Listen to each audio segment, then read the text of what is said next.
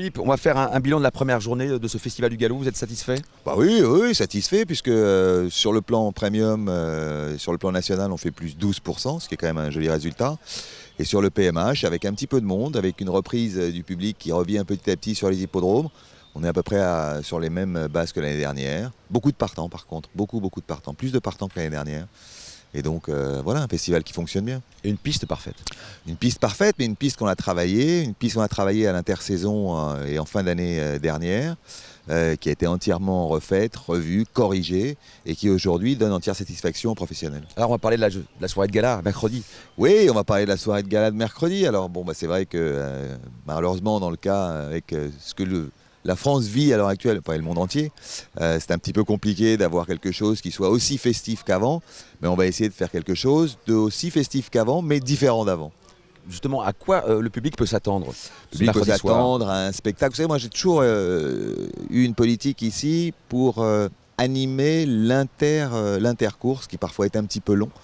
Donc j'ai une société avec laquelle on travaille depuis maintenant 2 ans, qui fait beaucoup de spectacles de rue, qui fait beaucoup d'animations et tout ça, avec des artistes qui viennent et qui se produisent, des jongleurs, des magiciens, des trapézistes.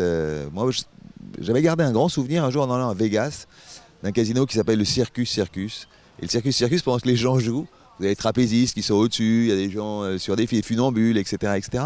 Et c'était un peu l'idée que moi j'aime bien donner sur un hippodrome, avec un petit peu de pyrotechnie aussi. Alors il n'y aura pas la même pyrotechnie qu'avant, parce que malheureusement aujourd'hui les pouvoirs publics sont un peu réticents sur les feux d'artifice, ce qu'on peut comprendre.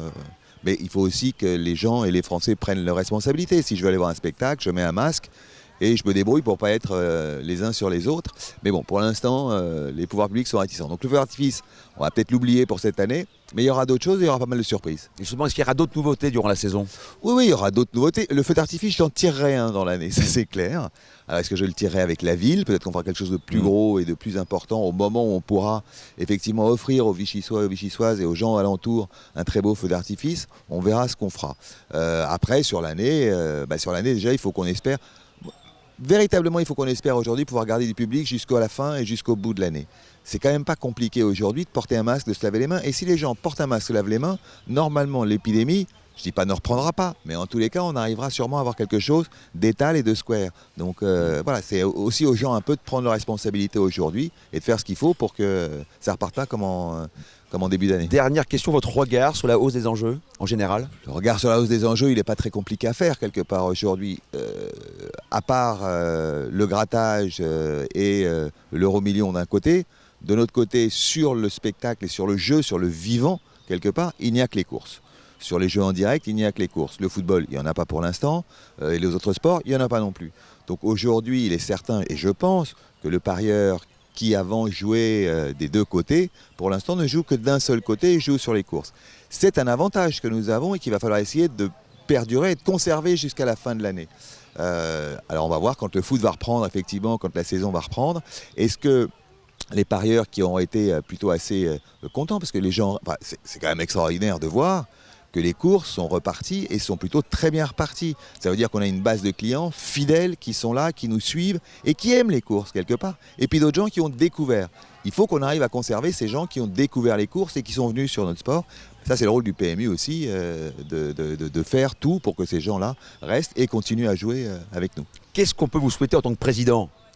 Pour moi, tout va très bien pour l'instant, que ça continue, finalement, que ça continue comme ça, que les professionnels, à la fois du trot et du galop, continuent à nous faire confiance, et que les parieurs aussi continuent à nous faire confiance, parce qu'il est vrai que, si vous regardez, il y a des hippodromes sur lesquels le parieur est plus en confiance pour jouer, parce que les résultats sont...